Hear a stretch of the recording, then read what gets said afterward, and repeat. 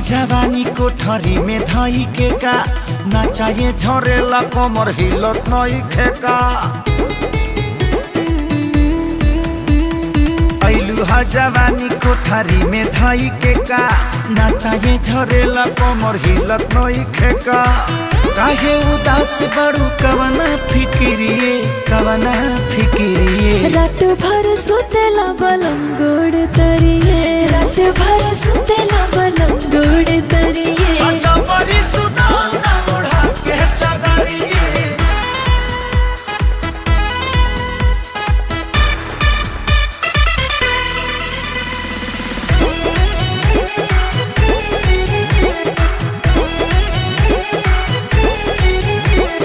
कहते तबानी हो सुना तोहार बाटे कम जोर भाता।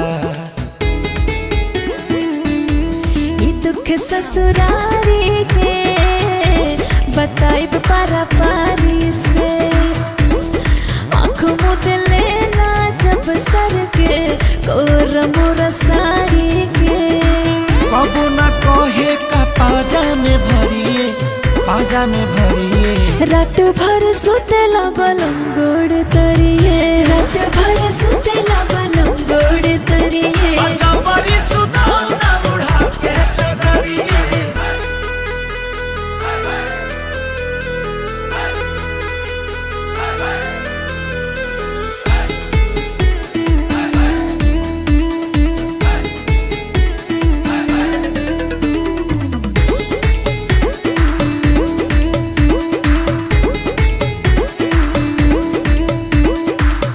छो गो अंडा के रोज आमलेट साथ में खियाओ टबलेट। उपाय सब के हो गईनी हम थके हो।